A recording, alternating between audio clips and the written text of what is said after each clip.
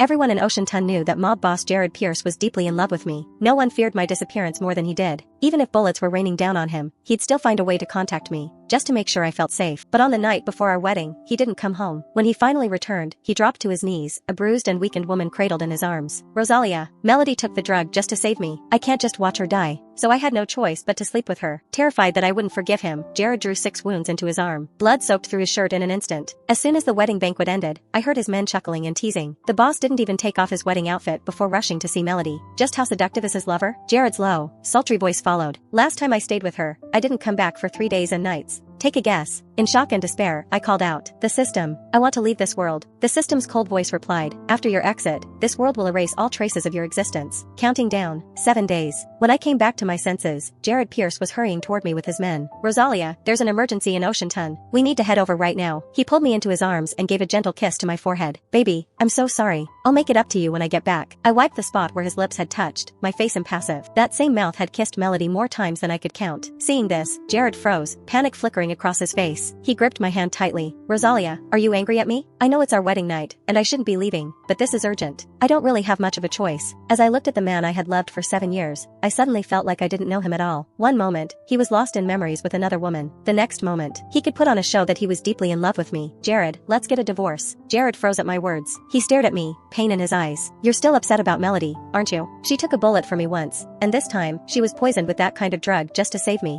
Shouldn't I help her? We agreed to let the past go, right? It's our wedding day." Though his tone was meek, every word defended Melody. I almost laughed. So, he was aware that today was our wedding? And yet, how dare he? Rushing off to see his lover on the very first day of our marriage. I couldn't stop the ache from gripping my heart. My body started to tremble. Just then, Jared received a message. He glanced at it and gulped. Something flickered in his eyes. After years with him, I recognized that look. It happened whenever he got aroused. He pulled his gaze back, patted my back gently, and said softly, "All right, stop making a fuss. I promise I'll make it up to you when I'm back."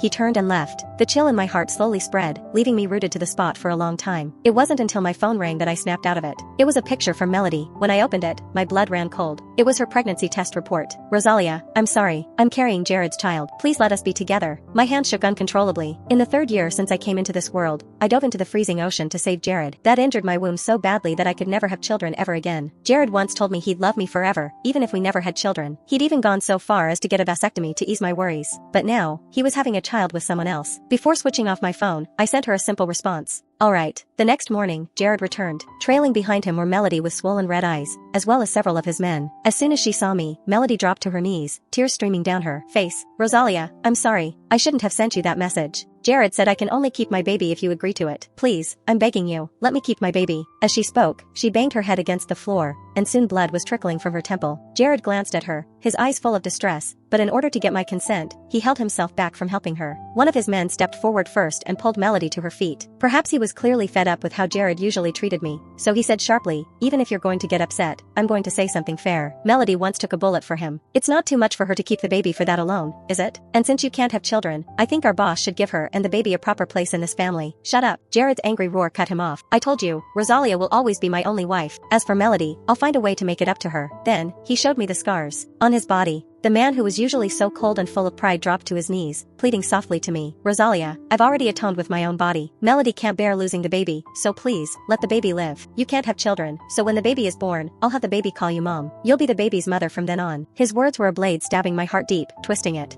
All the words I could have said came down to just one word. All right. After all, in 6 days, I would be gone from this world forever. Nothing else mattered anymore. Hearing me relent, Jared let out a sigh of relief and turned to Melody, joy in his eyes. I turned to leave, but he stopped me. He took a blanket and draped it over my shoulders, gently brushing back the stray hair with my ear. "Why are you wearing so little? You'll catch a cold." For a moment, he looked like the man who used to have only eyes on me. However, his next words sent me plummeting into the icy abyss. "Rosalia, Melody's pregnancy left her quite weak. Let's give her the master bedroom." I stared at him in disbelief. He wanted another woman to move into our marital room, the climate-controlled bedroom he had designed just for me. He avoided my eyes, sounding guilty as he added, "Don't worry. Once she has the baby, I'll send her away." I gave up completely and lowered my gaze. "All right." Jared kissed my forehead. "I knew you'd understand." Then he went to Melody's side, warming her hands before scooping her into his arms and carrying her into the master bedroom. My fingers were ice cold, my body trembling uncontrollably. I didn't know how long I lay in bed, half asleep, half awake. Suddenly, someone yanked me up from the bed with brutal force. Jared's eyes were red. Like a madman, he demanded, "Where did you hide Melody?" I stared at him in confusion, but before I could speak, his hand clamped around my throat. "Rosalia, have I spoiled you so much over the years that you think you can do whatever you want? That you won't even spare a life?" I couldn't breathe. Only when I was on the brink of suffocation did he finally loosen his grip. Gasping for air, I looked at him helplessly. "I didn't do anything." His anger only deepened. "If you didn't do it, then who?" "I was only gone for a moment, and it was just the two of you at home. Why is Melody the one missing? You pretended to be someone considerate, but in reality, you're just jealous that she's carrying my child. Rosalia, when did you become so spiteful?" I couldn't hold back my tears anymore. They started rolling down my cheeks uncontrollably. Something flickered in Jared's eyes. He used to hate seeing me cry. He was about to reach out to comfort me when his phone rang. After listening to the voice on the other end, his eyes turned even colder. Hanging up, he yanked me forward. "You're so good at playing the victim. I almost believed you. If anything happens to Melody or the baby today, I'll never forgive you." I didn't even have my shoes on as he dragged me away. On the stairs, I tripped and fell, my knee slamming hard against the step corners. The sharp pain made me cry out, but Jared acted like he didn't notice, still gripping my wrist and pulling me along. By the time I was shoved into the car, my legs were a bloody, mangled mess. The car sped down the highway. Aside from the time I had been injured saving him, I had never seen him so frantic. Soon, we reached a small island. A few of his men rushed over. "Boss, Melody is right over there." Following their gaze, I saw Melody hanging unconscious from a rusty iron frame, bound with rope. "I've already checked. The kidnappers ran off just before you arrived," they added, looking at me with unreadable expressions. Melody was quickly freed. She clutched her belly weakly and looked up at Jared. "Jared, I knew you'd come for me." Then she turned her teary eyes toward me. "Rosalia, if you really can't accept me, I can leave. But why must you hurt my baby?" I shook my head wildly. "It wasn't me. I didn't do anything." Before I could finish, Jared's palm struck my face hard. He scooped Melody into his arms and looked down at me, high and mighty. "Rosalia, you've gone too far this time. Stay here and think about what you've done." With that, he carried Melody away. Over his shoulder, she shot me a smug look. The sea breeze held at me, chilling me to the bone. The island was completely desolate. Being left here was a death sentence. Just then, a familiar voice echoed in my head. "5 days until you exit this world." A bitter smile touched my lips. Maybe this was for the best. I was going to disappear anyway. Slipping away quietly like this might just be easier. I didn't know how much time had passed. Just as I was on the brink of death, Jared appeared. He cupped my face with a look of deep concern. "Rosalia, what am I supposed to do with you?"